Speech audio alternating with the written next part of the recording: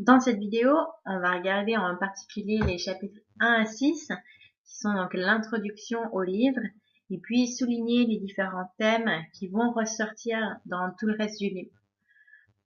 Et c'est pour ça qu'on va prendre un peu plus de temps sur ces 6 premiers chapitres. Donc, les 12 premiers chapitres sont souvent appelés les mémoires d'Ésaïe. Ça parle surtout de la première partie de son ministère. C'est la partie du livre où il y a le plus d'informations personnelles sur lui, sur sa vie. Et puis, on a son appel au chapitre 6, des informations sur sa famille dans les chapitres 7 et 8. Et puis, à partir du chapitre 13, on a une séparation évidente avec des oracles contre les nations. Et puis, on entre alors dans une autre thématique.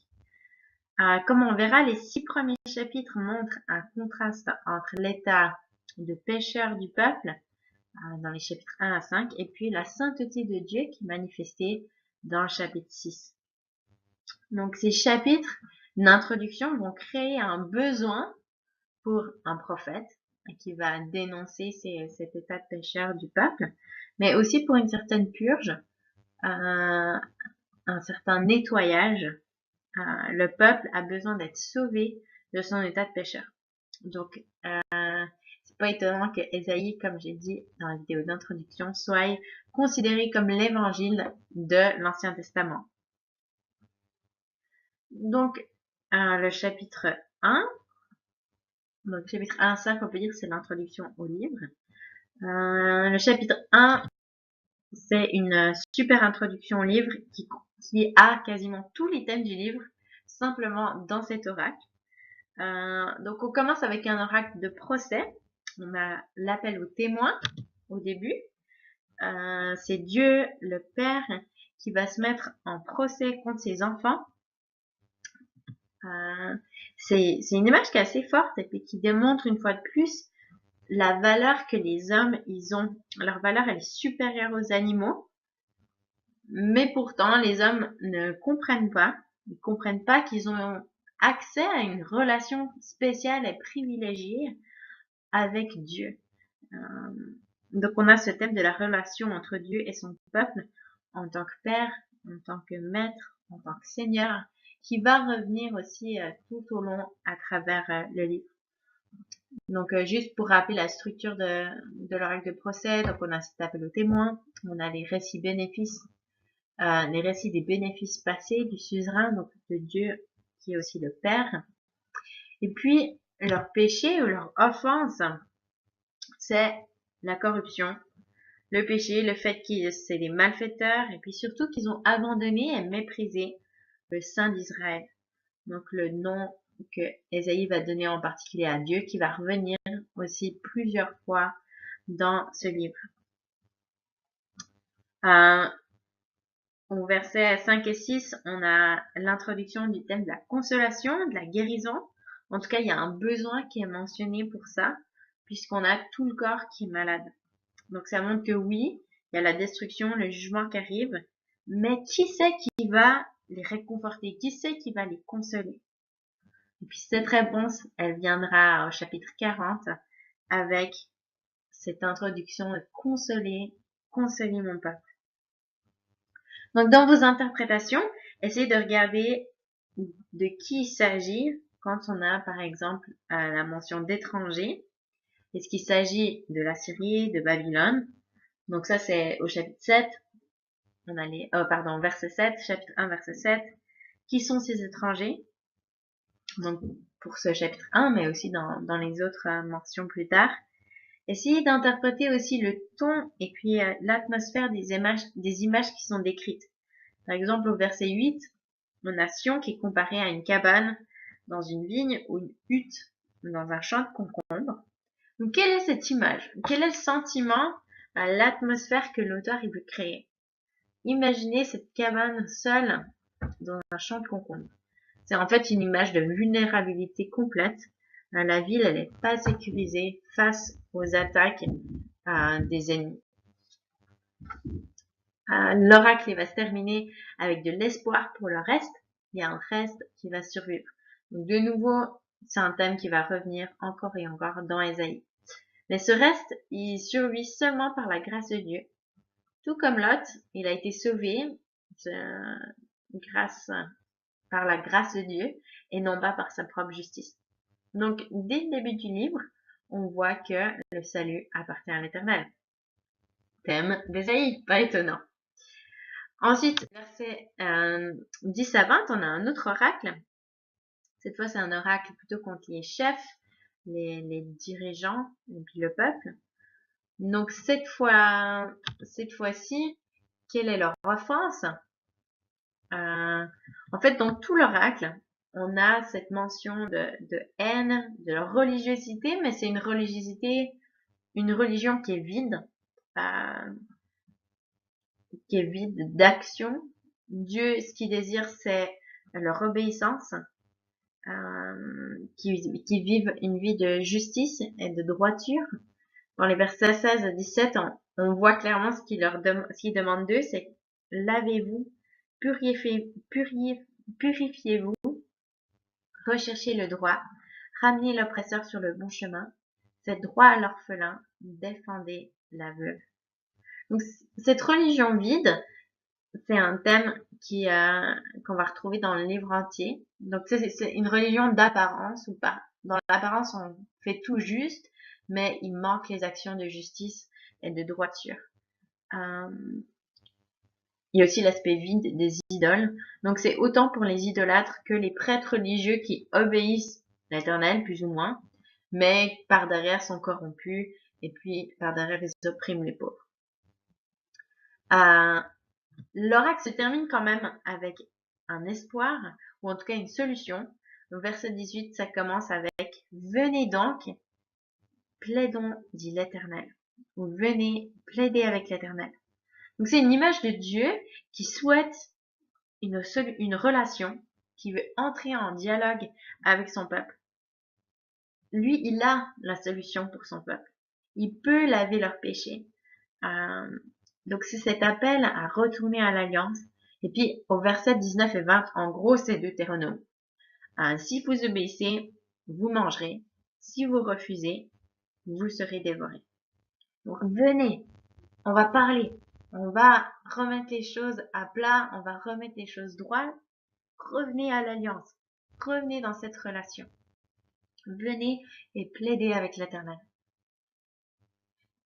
Et puis, c'est Ésaïe, en fait, c'est Dieu à travers chaque prophète, pas juste Ésaïe, mais tous les autres prophètes, il veut entrer en relation, en discussion avec son peuple.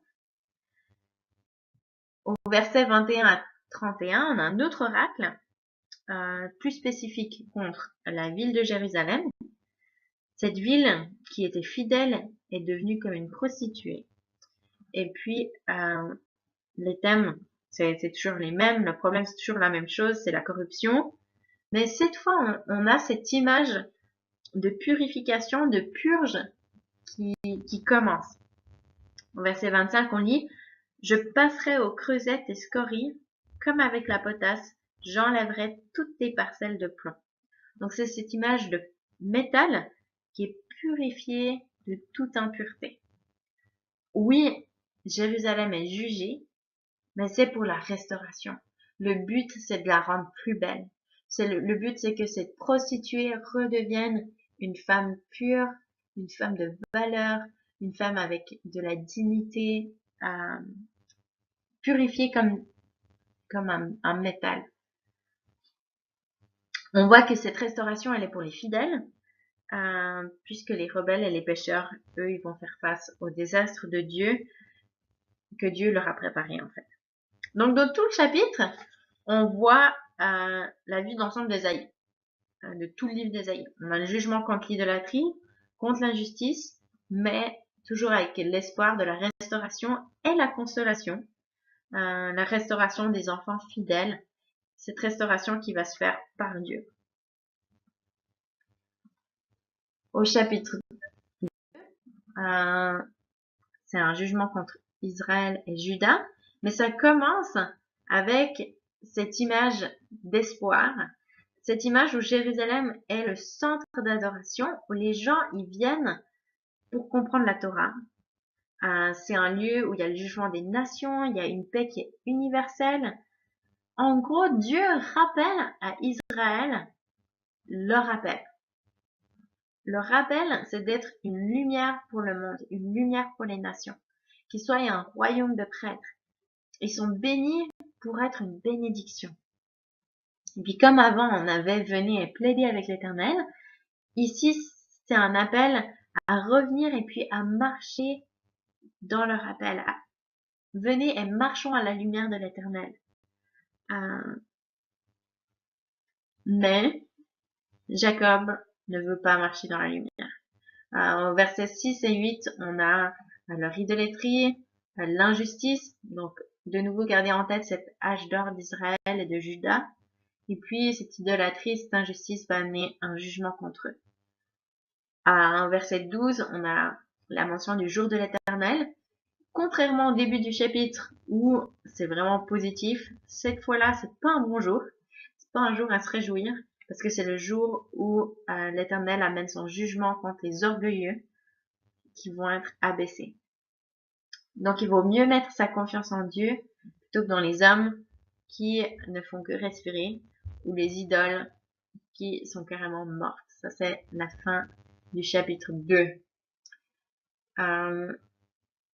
Donc on voit que Ésaïe, autant il utilise l'aspect positif de l'appel, revenir à ce qu'ils étaient à l'origine, mais aussi il va condamner des choses très spécifiques en les appelant à mettre leur confiance dans l'Éternel.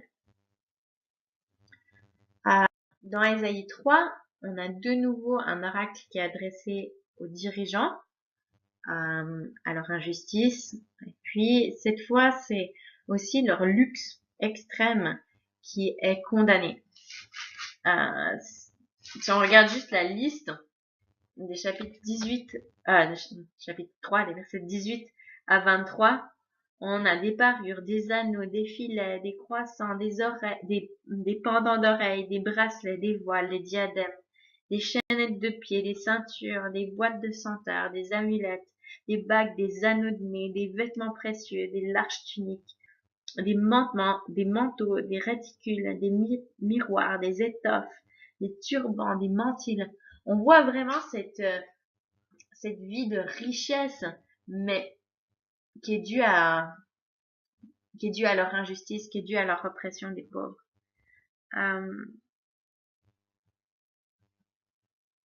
C'est important de garder à l'esprit donc que ces choses-là, elles sont adressées à Juda et Jérusalem, où les gens pensaient que parce qu'ils étaient la ville et la terre de David, ils seraient pas détruits, ils seraient pas punis.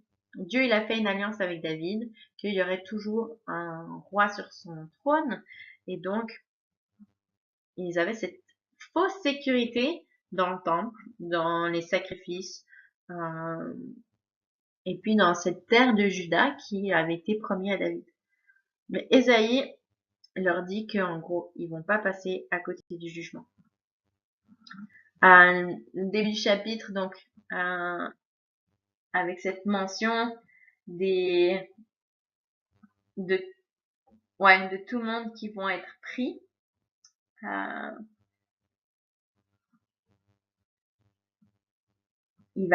L'Éternel va écarter de Jérusalem et de Juda toutes les ressources et tous les appuis. Il va écarter les héros, les hommes de guerre, le juge, le prophète, le devin, l'ancien, le chef de 50, le notable, le conseiller, l'artisan capable, l'expert en occultisme. Peut-être que l'accomplissement c'est en 601 avec 605 avec Daniel et les notables, mais il y a plus de chances que c'était plutôt en 597 où là on a vraiment tout un groupe qui est déporté à Babylone. C'est possible que l'accomplissement de ces versets-là soit à cette époque-là. Je vous donne ça comme exemple pour vous montrer ce que vous pouvez faire dans vos tableaux verticaux. Rechercher les accomplissements, quand est-ce que ça s'est fait, de quoi est-ce que ça parle. Donc c'est des choses que vous pouvez interpréter. Au chapitre 4, après tous les oracles de destruction, on a un peu d'espoir. Un espoir dans le salut. Et puis, il arrive à travers l'image d'un germe. Donc c'est une image qui est souvent utilisée pour parler du reste, ce germe. Jésus est aussi une interprétation commune de ce germe. Mais c'est surtout parce qu'en fait, le reste d'Israël, et puis Jésus, sont en fait le reste ultime d'Israël. Jésus, c'est le fils promis de David, c'est le Messie, et puis c'est l'Israël parfait. Donc dans ce chapitre, il est parlé de péché qui est lavé, de la présence de Dieu qui est restaurée à Sion, comme au temps dans le désert, dans l'Exode, où Dieu il demeurait au milieu de son peuple à travers le tabernacle. Et puis, c'est tellement cette belle image, cette image de Dieu qui dirige son peuple à nouveau. Il est le roi, comme en fait à l'époque de l'Exode. Et puis, le thème d'un deuxième Exode, il est très important dans les prophètes. Et surtout dans les passages d'espoir après l'exil. Oui, Dieu, il va les punir, il va les discipliner, mais pas pour toujours. Et puis ensuite, il va les sauver et demeurer au milieu d'eux. Donc on sait que Jésus, il était Dieu, et puis en marchant sur terre, sa présence était physiquement là, littéralement, la présence de Dieu demeurait au milieu de son peuple à travers Jésus, mais c'est possible aussi que cette image, elle indique quelque chose de vraiment plus grand, si c'est possible que ce soit plus grand. Parce que franchement, c'est déjà énorme d'imaginer Dieu présent sur terre à travers la présence de Jésus. Chapitre 5, donc on a ce chant du vignoble. Alors il y a certaines personnes qui pensent que c'est un chant d'amour ou même un chant qui était chanté à des mariages. On n'est pas sûr, mais c'est pas vraiment important. Ce qui est important, c'est de comprendre les émotions qu'il y a derrière cette image. C'est vraiment une belle image de Dieu qui prend soin de sa vigne, de son peuple. Il les aime, il leur donne tout ce dont ils ont besoin. Si on pense à la Genèse, à la création, à Abraham, à Exode, à cette délivrance incroyable pendant l'Exode, mais aussi la provision dans le désert, même pour ceux qui sont morts dans le désert, Dieu, il a pourvu quand même pour eux. Et puis ensuite, il y a la terre promise, il y a la conquête, les victoires, cette terre qui est riche, qui est pleine d'abondance. Et pourtant, en verset 4, on lit, Qui a-t-il encore à faire à ma vigne que je n'ai pas fait pour elle? Regardez la fidélité de Dieu, tout ce qu'il a fait pour son peuple. Et eux, ils font confiance aux idoles pour la pluie au lieu de faire confiance à Dieu. Donc de nouveau, le problème, c'est l'injustice. Puis les oracles après ce chant, ils sont tous contre l'injustice, la corruption. Donc on voit que c'est un problème qui est très sérieux à l'époque. La raison pour laquelle ils sont injustes, c'est qu'ils ont rejeté la loi de l'Éternel. Ils ont brisé l'alliance. Ce qu'on lit au verset 24, chapitre 5, verset 24. Le verset 13 m'attriste toujours chaque fois que je lis. C'est pourquoi mon peuple sera déporté faute de connaissance. Dans ma note de bas de page, il est mentionné faute de discerner les signes des temps ou sans le savoir. Pour moi, c'est comme si ils savent pas pourquoi ils vont oser en exil. Et ils se fâchent contre Dieu, mais pourquoi est-ce que tu nous amènes en exil? Mais en fait, c'est parce qu'ils connaissent pas la loi, et puis ils connaissent pas Dieu, ils connaissent pas son cœur. Ils savent pas que ils auraient pu ne pas aller en exil, en fait. Si ils avaient écouté Dieu, s'ils avaient simplement été plaidés avec Dieu, si ils étaient allés marcher avec Dieu. Puis je pense que c'est quelque chose qui est pertinent encore aujourd'hui. Il y a beaucoup de personnes qui sont dans les chaînes, qui sont esclaves du péché, la religion, et puis pas juste les non-chrétiens, aussi des chrétiens qui sont en exil, loin de la présence de Dieu, simplement par manque de connaissance. Ils connaissent pas le cœur de Dieu, ils connaissent pas ses promesses, et puis beaucoup ils passent à côté de ses promesses parce qu'ils sont liés à cette religion de si je fais tout juste, alors je serai libre. Mais si seulement ils savaient que Jésus, qu'est-ce que Jésus il avait fait, que Jésus il a tout fait pour qu'on ait rien besoin de faire, on n'a pas besoin de faire plaisir comme ils avaient de faire plaisir aux idoles pour essayer de leur plaire. Donc, dans ces chapitres 1 à 5, on a vu le problème principal qui nous a été présenté, ce problème d'injustice, d'idolâtrie, de religion vide, d'action qui est vraiment juste d'apparence, et puis qui va amener Dieu à entrer en jugement contre Juda, contre Israël, contre Jérusalem, contre ses dirigeants, et puis il va enlever tout le luxe et l'abondance à travers les nations qui vont venir les détruire. C'est important de réaliser que le luxe et l'abondance va revenir quand même à la fin. Mais cette fois, c'est purifié, cette fois, c'est restauré, cette fois, c'est pas pour mettre sa confiance dans le luxe, mais c'est en mettant sa confiance en l'Éternel, on découvre que c'est un Dieu d'abondance en fait. Et puis c'est ce reste qui va survivre, qui va être lavé, qui va être pardonné de ses péchés, et puis la présence de Dieu va être restaurée. Donc vraiment, ces chapitres 1 à 5, c'est le résumé du livre d'Ésaïe. Ensuite, on a le chapitre 6 qui est une introduction au messager. Le fait que le chapitre 6, avec l'introduction à son appel, on voit dans quelles circonstances ça se passe. Il aurait pu commencer son livre comme ça en parlant de comment il a été appelé en tant que prophète, puis donner toutes les prophéties. Mais le fait qu'il le met après, c'est comme pour dire, en fait, mon message, il est plus important que le messager. Donc on voit que c'est un homme qui est tellement grand, puis en même temps tellement humble. Quand on lit la vision dans les versets 1 à 7, je sais pas vous, je sais pas comment vous vous sentez, mais moi je trouve que c'est tellement incroyable. Ésaïe, il a une rencontre avec Dieu, et j'arrive tellement pas à imaginer comment il devait se sentir face à cette vision.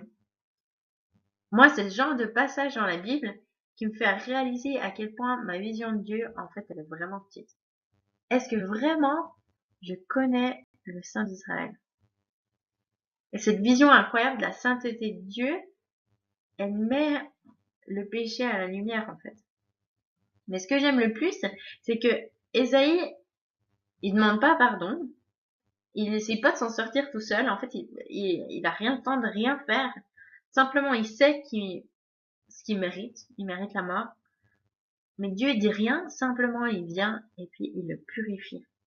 C'est tellement une belle image de Dieu qui fait tout pour avoir une relation, une communion avec nous. Sa grâce qui est parfaite. Dieu, il l'a lavé avant qu'il ait la chance de faire quoi que ce soit pour mériter ou recevoir le pardon de Dieu. Et puis ce qu'il fait à Ésaïe dans cette vision, c'est ce qu'il veut faire en fait avec la nation entière. Dieu, il permet à Ésaïe de vivre son message. Je sais pas vous, mais moi, ça me donne envie d'avoir cette révélation de Dieu encore plus fraîche. Puis moi, je vais vous encourager pendant votre étude d'Ésaïe à rechercher ces révélations fraîches de Dieu, de sa sainteté, de sa majesté. Demandez-lui qu'il vous emmène devant le trône. Ce livre, il est long, il y a beaucoup de tableaux verticaux à faire, il y a beaucoup de travail à faire, mais en même temps, quel privilège de rencontrer le Saint d'Israël.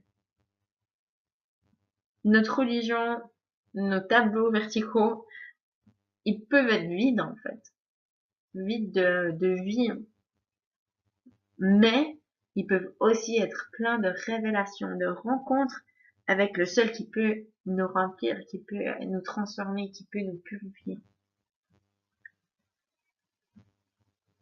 Quand on regarde au détail de cette vision, donc de ce Dieu saint, ça nous montre en fait l'image de Dieu, le vrai roi qui est sur le trône. Au verset 1, on lit « Je vis le Seigneur assis sur un trône élevé, et les pans de sa robe remplissent le temple. » Alors c'est difficile à dire si c'est du temple de Salomon qu'il s'agit ou bien le temple céleste de Dieu, mais en fait c'est pas vraiment important.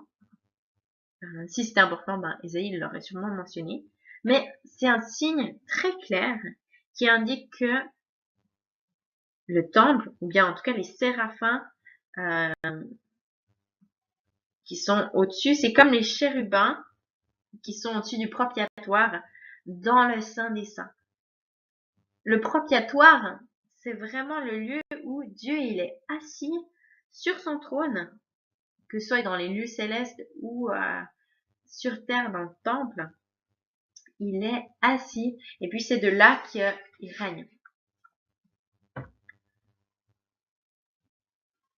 Donc c'est le même symbole que à l'époque de l'Exode, au moment de la construction du tabernacle.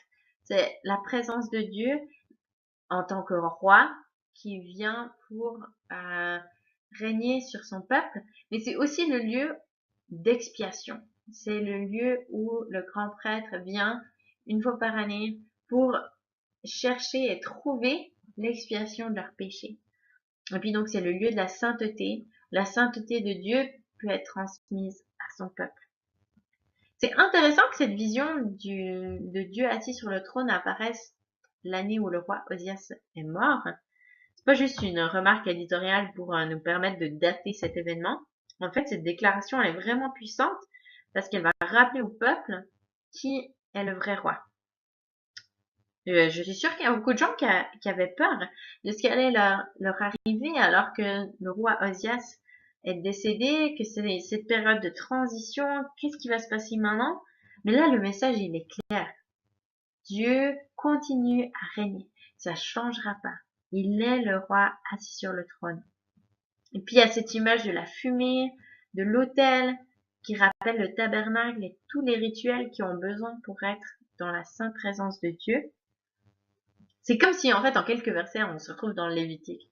Le Dieu saint d'Israël veut que son peuple soit saint comme l'Éternel est saint. Osias, il meurt impur, il meurt en tant que lépreux, et Dieu, il veut purifier son peuple, tout comme il a purifié Ésaïe. Donc, Ésaïe, c'est l'évangile de l'Ancien Testament. Et puis, on a tellement de signes d'indication à Jésus. Jésus qui va venir aussi purifier, ramener la sainteté. Ésaïe, il est frappé par la sainteté de Dieu. Et puis, en contraste, il va voir à quel point lui, il est pécheur. Et puis, la seule chose qu'il purifie, qui va expier ses fautes, c'est pas un sacrifice qu'il va pouvoir apporter lui-même, mais c'est seulement Dieu. Donc, l'expiation, la solution, le salut vient de l'Éternel. C'est Ésaïe, c'est son nom. Le salut appartient à l'Éternel. Puis ensuite, on a l'appel d'Ésaïe et puis son envoi en tant que prophète. Je sais pas vous, mais moi, quand j'étais jeune, que j'étais ado, j'ai été à beaucoup de conférences où je me suis levée à des appels du type d'Ésaïe. Qui enverrai-je? Qui ira pour nous? Et puis, plein de fois, je me suis levée et j'ai dit, me voici, envoie-moi. C'est un peu ce sentiment de, waouh, j'ai une opportunité de devenir héros. J'ai la possibilité de marquer l'histoire, d'être la solution pour Dieu. Quoi? Dieu, il a besoin d'aide. Bien sûr que je vais l'aider. Dieu, c'est un Dieu qui est bon et c'est sûr que je veux l'adorer et que je veux lui donner ma vie. Mais en fait, le message d'Ésaïe, c'est qu'en fait, c'est Dieu. C'est Dieu qui sauve. C'est pas les hommes. Et puis, si je suis honnête avec moi-même, c'était pas forcément l'état de mon cœur quand je me suis levée à tous ces appels. Mais je pense que c'est aussi parce que j'avais pas vraiment lu, entendu ou compris le reste de l'appel qui va avec, ni même la vision en fait. La vision de Dieu dans sa sainteté, ça nous abaisse tout de suite, ça nous rend humbles tout de suite.